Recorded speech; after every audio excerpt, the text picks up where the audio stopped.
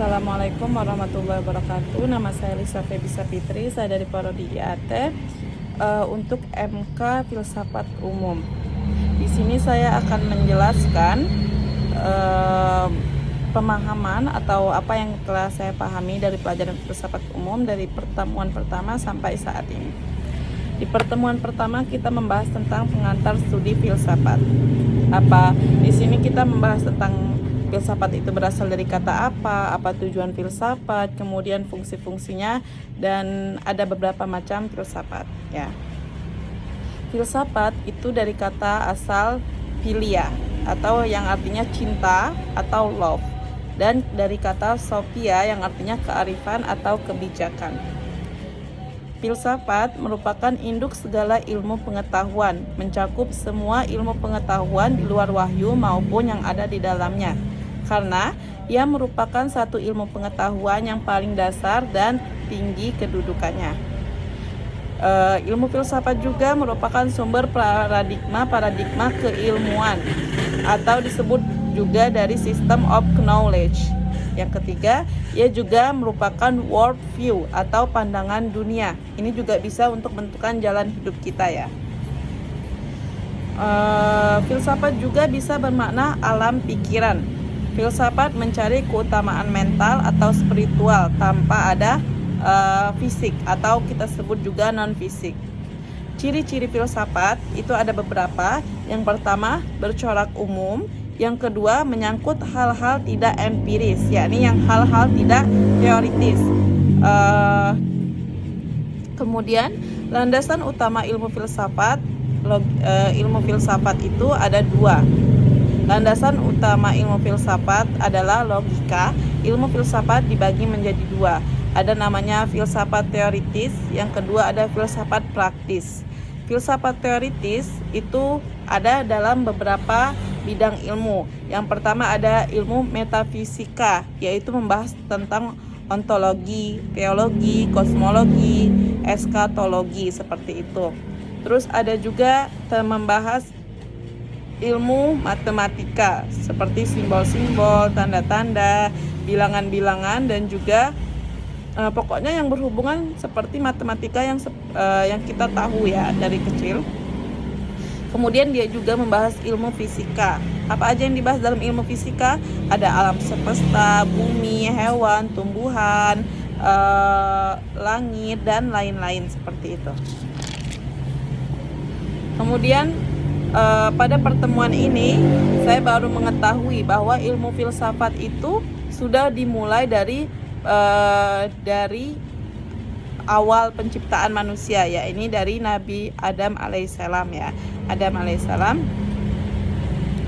Kemudian ilmu filsafat yang kita bahas di pertemuan pertama ini adalah pendekatan secara kultural ya.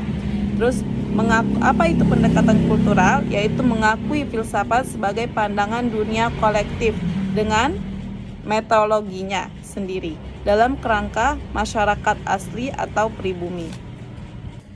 Kita lanjutkan. Sekarang kita akan membahas tentang dasar-dasar ilmu dan filsafat. Kita di sini mengambil materi dari bukunya Mishwari dalam buku yang bernama Filsafat Terakhir.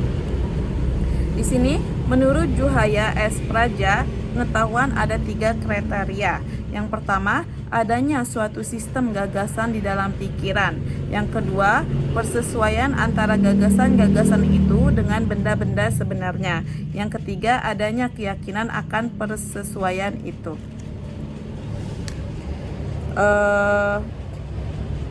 Ada yang namanya instrumen pengetahuan empirik, atau pengetahuan yang didapatkan secara langsung seperti observasi dan lain-lain. Itu menggunakan 5 indera yang 5 indera ya. Yang pertama mata untuk melihat, yang kedua hidung untuk mencium bau, terus yang ketiga ada telinga untuk mendengar, yang keempat ada lidah untuk mengecap rasa, yang kelima adalah kulit untuk meraba seperti itu ya.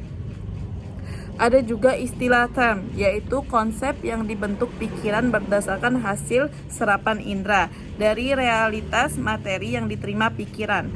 Konsep ini harus sesuai realitas di dalam materi. Kalau tidak, belum bisa disebut ilmu pengetahuan. Kata pengetahuan itu disamakan dengan knowledge, sementara kata ilmu disamakan dengan kata science. Jadi pengetahuan dimaknai dengan suatu informasi indera yang diterima pikiran yang belum dimasukkan karena analisa saintifik, baik itu sains praktis ataupun teoritis. Yang kita namain tadi ilmu dinamakan dengan kata sains, sekarang ilmu dimaknai dengan sains. Kenapa? Yakni pengetahuan yang merupakan hasil atau kesimpulan dari analisa saintifik. Batas-batas ilmu pengetahuan menurut Sidi Ghazali itu ada 3. Yang pertama pengetahuan indera, yang kedua pengetahuan ilmu, dan yang ketiga adalah pengetahuan filsafat. Tujuan ilmu menurut Baskil Jalil harus sesuai dengan konsep dan realitas. Apabila tidak sesuai dengan konsep, apabila konsep dan realitas itu sesuai searah, maka itu dinamakan ilmu benar ya. Apabila konsep dan realitas itu tidak searah atau berlawanan, maka ini disebut ilmu salah atau ilmu sesat.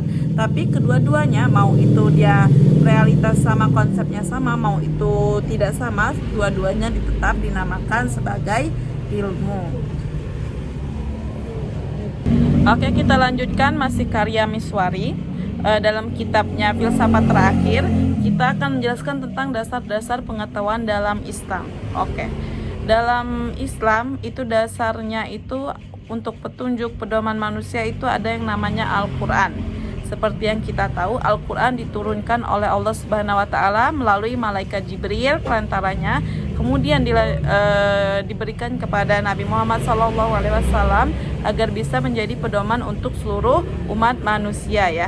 Dan untuk bisa menyelesaikan segala masalah yang dihadapi umat manusia, termasuk dalam persoalan saintifik.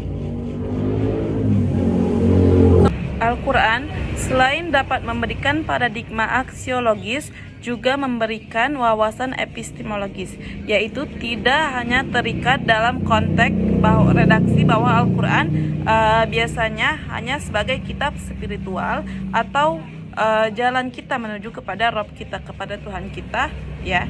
Tapi dia juga bisa menjadi penyemangat yang mengandung semangat epistemologis. Misalkan Al-Quran diturunkan kepada orang Arab, kemudian karena sikap orang Arab itu tegas, maka orang-orang Arab menjadikan Al-Quran itu sebagai suatu yang sakral, menjadikan hukum-hukumnya dijadikan undang-undang seperti itu.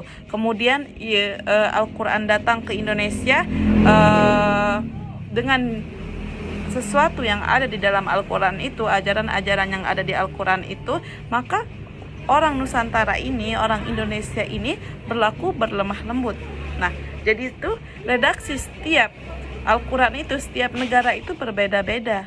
Nah, disinilah yang kita maksud Al-Quran itu selain menjadi panduan kita, selain menjadi pedoman kita menuju Rabb kita, juga dapat memberikan sesuatu yang lebih dari itu. Sekarang kita akan melanjutkan antara hubungannya filsafat, agama, dan ilmu pengetahuan menurut Muhammad Imanuddin Nasution. Oke. Apa itu agama? Agama adalah kumpulan norma, ajaran-ajaran atau aturan-aturan ya. Seperti yang kita tahu, agama itu selalu, semua agama, tidak hanya agama Islam saja. Kita tahu semua agama itu pasti mengajarkan kebaikan. Saya beri contoh, misalkan di Islam itu ada namanya dalil yang mengatakan bahwa setiap manusia amal ma'ruf nahi munkar, harus melakukan perbuatan yang baik dan melarang mungkaran. Nah, saya juga pernah mendengar ya bahwa orang Kristiani, orang Hindu, dan setiap agama itu pasti mengajarkan untuk melakukan kebaikan. Tidak ada satu agama pun yang memerintahkan kita atau yang mengajak kita untuk melakukan keburukan ya. Kemudian ada yang namanya religion. Religion itu berasal dari kata religio yang artinya membaca lebih lanjut, kemudian disambungkan lagi menjadi religion yang artinya membaca lebih lanjut atau lebih dalam ya. Terus ada namanya din dari bahasa Arab ya, artinya ketaatan, ibadah, kesalehan ya. Kita lanjutkan kepada berdasarkan riset Harun Nasution, Al-Quran itu didominasi oleh kisah-kisah. Isi Al-Quran lebih banyak berupa kisah daripada aturan hukum atau norma. Memang benar, Allah Subhanahu wa Ta'ala menurunkan Al-Quran itu sebanyak 6.660 ayat ya, dibagi lagi menjadi 114 surat. Nah, ada 6.666 ayat tadi Allah Subhanahu wa Ta'ala bagi lagi 1.000 ayat tentang perintah, 1.000 ayat tentang larangan, 1.000 ayat tentang kabar bahagia, 1.000 ayat tentang ancaman dan hukuman, 1.000 ayat tentang perumpamaan dan tamsil, 1.000 ayat tentang kisah-kisah dan sejarah, 500 ayat tentang hukum yaitu halal dan haram, 100 ayat tentang doa dan tasbih, 66 ayat tentang nase dan mansuh ya. Memang sebenarnya sudah dikelompokkan seperti ini, tapi Allah Subhanahu wa Ta'ala rata-rata di dalam Al-Quran itu misalkan ada 1.000 ayat tentang perintah. Nah, satu ayat tentang perintah tersebut Allah jadikan seperti kisah. Misalkan kita bahas tentang Nabi Musa alaihissalam. Pada zaman beliau, orang-orang Yahudi pada zaman beliau banyak yang menuhankan sapi. Makanya Allah Subhanahu wa Ta'ala memerintahkan Nabi Musa untuk menyembelih sapi.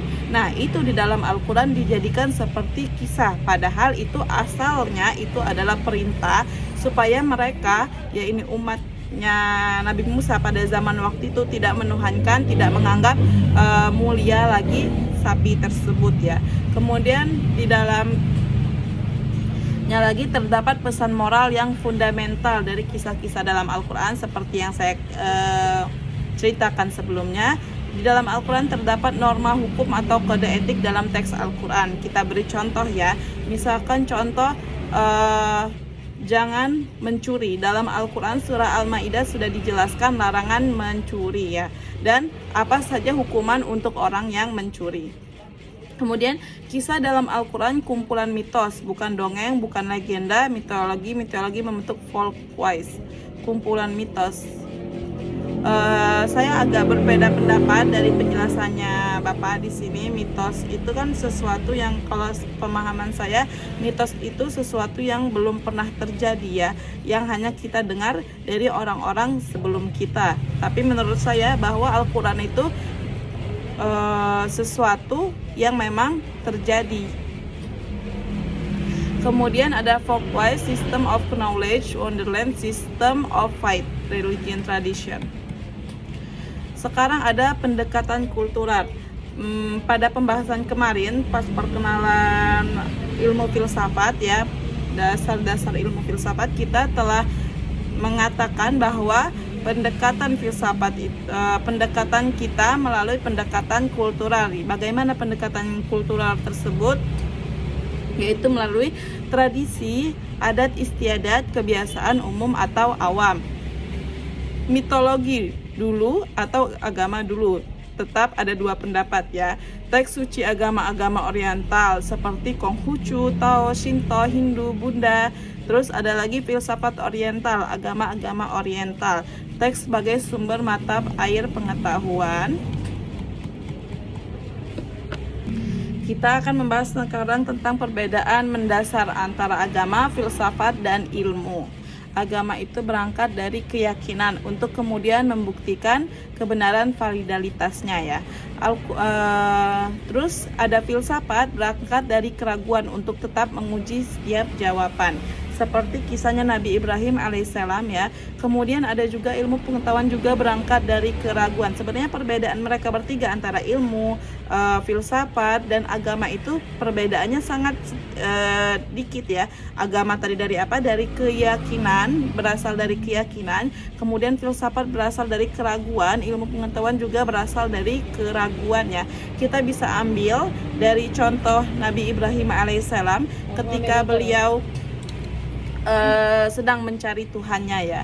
Keraguan beliau akhirnya timbullah keyakinan. Nah, seperti itu juga tentang agama, filsafat, ilmu pengetahuan. Sekarang perbedaan mendasar antara bagaimana kerjanya agama, bagaimana kerjanya filsafat, dan bagaimana kerjanya ilmu. Kerjanya agama itu bagaimana? Teologi. Dia adalah teologi, yaitu menguji untuk menemukan kebenaran dogma dan doktrin agama.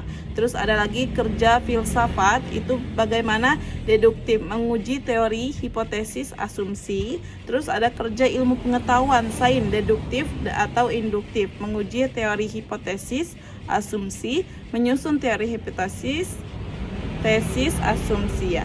Kecil-kecil banget perbedaannya. Hierarki ilmu pengetahuan ya. Kearifan. Kearifan itu berasal dari kata bahasa Arab aslinya itu adalah hikmah.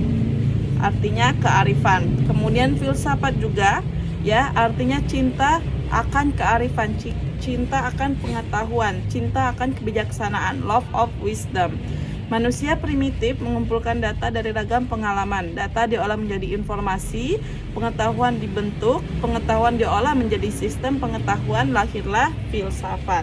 Kemudian ada pengalaman manusia tidak sebatas pengalaman empiris. Pengalaman empiris tadi yang menggunakan seperti yang kita jelaskan sebelumnya, pengalaman empiris itu menggunakan 5 indera, mata, hidung, telinga, lidah, dan kulit ya. Tidak hanya sebatas itu, tapi juga ada pengalaman mistis, ada pengalaman mental atau spiritual ya.